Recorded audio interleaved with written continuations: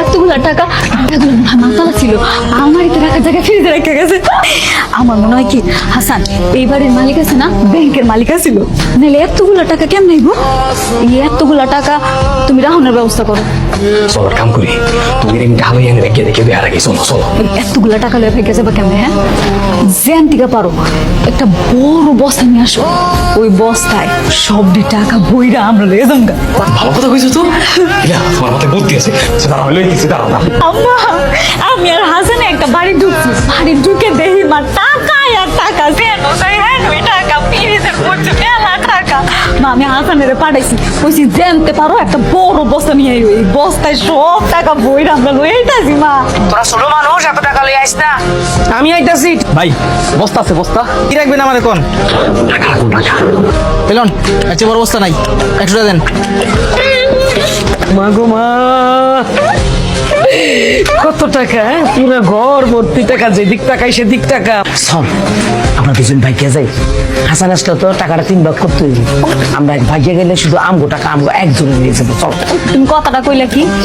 এই টাকার লগে তুমি আমার হাসানের লগে বিয়া দিতে চাও, আর আজকে কইতাছো যে টাকাটা দুজনে ভাগাভাগি করে ভাই গেছে, হাসানের ভাগ দিতে হবে না?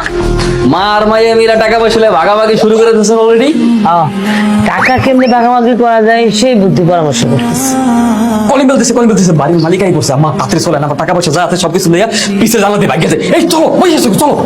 না না, যদি বাড়ির মালিকাই তো তাহলে তো চাবি দিয়ে খুললে ঘরে ঢুকতো, তাই না?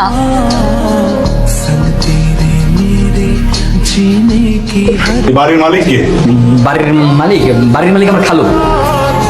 তার রাখেন। স্যার হয়তো দেশে নাই, সৌদি থেকে গেছে। আচ্ছা, এই বাড়ি থেকে দোকানে বস্তা আনতে গিয়েছিল কে? স্যার আমি গেছিলাম স্যার। বস্তায় কি রাখবি? বস্তার ভিতরে এখানে স্যার আমি বলতেছি, স্যার আমি গেছি খালু, একটু বিরাট বড় লোক।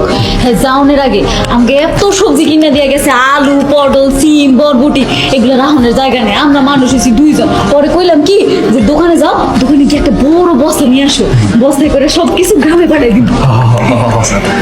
কিন্তু আমি শুনলাম তুই নাকি দোকানদারে বলছস বস্তায় টাকা রাখবি। দোকানদার লোক ফাইজলামি করছিল, একটু মশকারি করছিল। এই সব বিষয় নিয়ে ফাজলামি করবি না। ঢাকায় একটা ব্যাংকে টাকা দিয়েছে, টাকা পয়সার বিষয় নিয়ে আর জানি এরকম ফাজলামো না শুনে, ঠিক আছে? হ্যাঁ, আম্মা কই?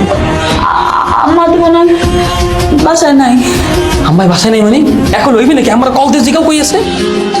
আপনার ডায়ালকৃত নম্বরটি এই মুহূর্তে বন্ধ আছে। মোবাইল বন্ধ। মোবাইল বন্ধ করলে কি আম্মা গেছে কই? আর আমার টাকার বস্তা কই? টাকার বস্তা নেই, আসলে টাকা ওকে। আমার টাকা কই? হ্যাঁ, টাকার বস্তা কই আমার? নাই, আমার মনে হয় টাকা নিয়ে ভাগছে। কত আটকে রাখছেন কেন? আপনি জানো কোন বাসায় কাজ করেন? এই কি বলতেছেন আপনি? হ্যাঁ, আমি কাজ করবো কেন? আমারে দেখলে কি কাজের লোক মনে হয়? তাই তো মনে হয়, আপনাকে দেখে তো কাজের লোকই মনে হয়। দারোগা সাহেব, মুখে লাগাম দেন। হ্যাঁ, আমি বড় লোক মা, আমার কাছে বস্তা ভর্তি টাকা আছে, আমি কাজ করতে যাবো কেন? সাবধানে কথা বলবেন। বস্তা ভর্তি টাকা? বস্তা ভর্তি টাকা, এত এত এত টাকা আমি চাইলে আপনার মতো 10 জন কিনতে পারি কাজের লোক। বাহ, এই যে স্যার, পুরো বস্তা ভর্তি টাকা স্যার। বলেন কি? কাহিনী তো বুঝতেছি না। আপনি এত টাকা কোত্থেকে পাইছেন? আপনারা কমু কেন? কেন কমু? আপনি আমার বলবেন না। না, অসুবিধা নাই। জানি সাহেব, স্যার, আমাকে থানায় নিয়ে চলেন। পুলিশের সাথে বাট পারি না। পুলিশের লোকে বাটপারি মানে স্যার? কি স্যার, কই আমরা তো কোনো বাটপারি করি না স্যার। এগুলো তাহলে কিসের টাকা? স্যার বিশ্বাস করেন স্যার, আমি কোনো চোর না স্যার। আমি স্যার মূলত টাকাগুলো স্যার চুরি করতে চাইছিলাম, কিন্তু আসলে চুরি করতে পারিনি। স্যার আপনি শুধু শুধু আমাদেরকে কেন দোষারোপ করছেন? আমরা তো কোনো কিছু করি না, আপনি কিন্তু আমাদেরকে হুমকি দিচ্ছেন স্যার। হ্যাঁ হ্যাঁ, তাহলে এগুলো কিসের টাকা? এগুলো আমার বাপদাদার সম্পত্তির টাকা। হ্যাঁ স্যার, এই যে সম্পত্তি বেচা টাকা স্যার। আমার যে খালুজান আছে না, সে তো বিদেশ থাকে, তার এই সম্পত্তি আমরা দেখভাল করি। আর আমাদের বাসার যে কাজের মেয়ে রহিমা, সেই টাকাগুলো নিয়ে ভেঙে দেওয়ার চেষ্টা করছিল, তাই আমরা তারা সারপ্রাইজ। কি রহিমা, কথা বলো না কেন? আবার মিথ্যা কথা। জানি সাহেব, এদের সবাইকে গাড়িতে তুলুন।